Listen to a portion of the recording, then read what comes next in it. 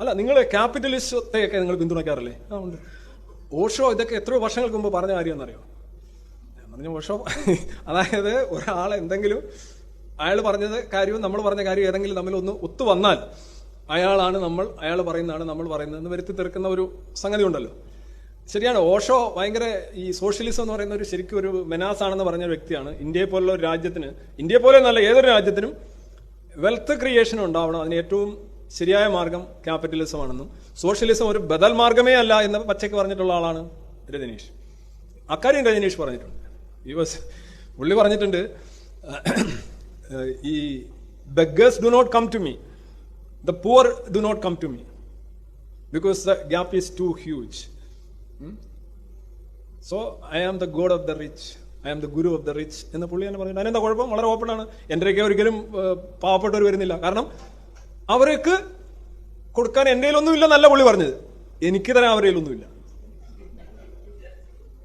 പാവപ്പെട്ട വന്നിട്ട് എന്ത് കാര്യം? വന്നിരുന്ന് കുറേ നേരം ഇരുന്നിട്ട് എൻ്റെ ഒരു 5 മണിക്കൂർ അല്ലെ 4 മണിക്കൂർ ഒക്കെ ഇരുന്നിരുന്ന് അതും ഇതുമൊക്കെ പറഞ്ഞ് കേട്ടിട്ട് എൻ്റെ സമയം, time, money and energy wasted. അത് അങ്ങനല്ല. പൈസ ഉള്ളം വന്നു കഴിഞ്ഞാൽ അവൻ ഇങ്ങോട്ട് ചാർജ് തരാറുണ്ട്. നിങ്ങൾ കുത്തുന്നത് എങ്ങോട്ടാണ്? ചാർജിലല്ലേ കൊണ്ടുപോയി കുത്തുന്നത്, അതോ നിങ്ങളുടെ ചാർജ് എടുക്കുന്നില്ലാതെ കൊണ്ടുപോയി കുത്തുന്നത്? മനസ്സിലായി? ഇങ്ങനെ ഇങ്ങോട്ട് ഒഴുകി പോകത്തല്ല ഉള്ളൂ. പുള്ളി പറഞ്ഞു അങ്ങനെ ഞാൻ പണക്കാരുടെ ഗുരു ആണ്. അതുപോലെ തന്നെ പുള്ളി പറഞ്ഞു ബി സ്പിരിച്വൽ ആൻഡ് റിച്ച്. എന്താ കുഴപ്പം? സ്പിരിച്വൽ എന്ന് പറഞ്ഞാൽ റിജക്ഷൻ അല്ല. ഈ സ്പിരിച്വലിസം പലരും പറഞ്ഞുകൊണ്ട് റിജക്ഷൻ ആണ്. ഈ പറഞ്ഞോണം ചിത്തവൃത്തി നിരോധം, എല്ലാ കാമനകളെയും നിരോധിക്കുക, അതൊക്കെയാണ് സ്പിരിച്വാലിറ്റി എന്ന് പറയുന്നത്. പുള്ളി അങ്ങനെയല്ല പറഞ്ഞത്. എല്ലാ കാമനകളെയും അഴിച്ചുവിടുക, റിപ്രസ് ചെയ്യേണ്ട, റിജക്ട് ചെയ്യേണ്ട, സപ്രസ് ചെയ്യേണ്ട, ഒപ്രസ് ചെയ്യേണ്ട, കംപ്രസ് ചെയ്യേണ്ട, ലിബറേറ്റ് ചെയ്യുക. പഞ്ഞി വെക്കുന്നത് വരെ ജീവിതം ആസ്വദിക്കുക. അല്ല, അത് നമുക്ക് എതിർപ്പില്ല. പക്ഷെ ഈ പറഞ്ഞ ഇത് എങ്ങനെ ചെയ്യണം എന്നുള്ള കാര്യത്തിലേ ഉള്ളൂ. അപ്പോൾ ഈ ക്യാപിറ്റലിസത്തിന്റെ കാര്യം ഞാൻ പറഞ്ഞത്, പുള്ളി വലിയൊരു ക്യാപിറ്റലിസത്തെ പുള്ളി പറഞ്ഞ വേറൊരു കാര്യം, ഇതുവരെ ആരും പറയാത്തൊരു കാര്യം. പുള്ളി പറയുന്നത് ഈ സോഷ്യലിസത്തിൽ എത്തിച്ചേരാനുള്ള വഴിയാണ് ക്യാപിറ്റലിസം എന്നാണ്.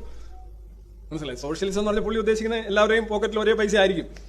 അങ്ങനെയാണ് സാധാരണ സോഷ്യലിസം എന്ന് പറഞ്ഞാൽ. അല്ലാതെ പദവിയിലുള്ള തുല്യത, അവസരത്തിലുള്ള തുല്യത, അവകാശത്തിലുള്ള തുല്യത, അങ്ങനെയൊന്നും അല്ല. പലരും സോഷ്യലിസം എന്നൊക്കെ പറഞ്ഞ് ഉദ്ദേശിക്കുന്നത് എൻ്റെ വീട് എൻ്റെ അത്രയും വലുപ്പമുള്ള, അവൻ്റെ വീട്, എനിക്കൊരു വണ്ടി, അവനൊരു വണ്ടി, എനിക്കൊരു ഇത് ഇങ്ങനെയൊക്കെയാണ്.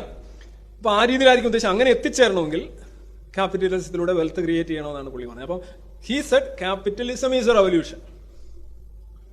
ക്യാപിറ്റലിസം എന്ന് പറയുന്നതാണ് വിപ്ലവം എന്നാണ് രജനീഷ് പറഞ്ഞത്. എന്നിരുന്നാലും ഈ സോഷ്യലിസം ഇന്ത്യക്ക് പറ്റിയതല്ല, ലോകത്തിന് പറ്റിയതല്ല, അത് ഭയങ്കര ഡേഞ്ചറസ് ആണെന്ന് പുള്ളി പറഞ്ഞിട്ടുണ്ട്. അത് വെച്ചാണ് എന്നോട് ഒരാൾ ചോദിച്ചത്, നിങ്ങളും ക്യാപിറ്റലിസം അനുകൂലിക്കുന്നല്ലോ, രജനീഷും അനുകൂലിക്കുന്നല്ലോ, അപ്പോൾ രജനീഷൈറ്റ് നാസീർ അല്ലേ നിങ്ങൾ പറയുന്നത് എന്ന് ചോദിച്ചത്.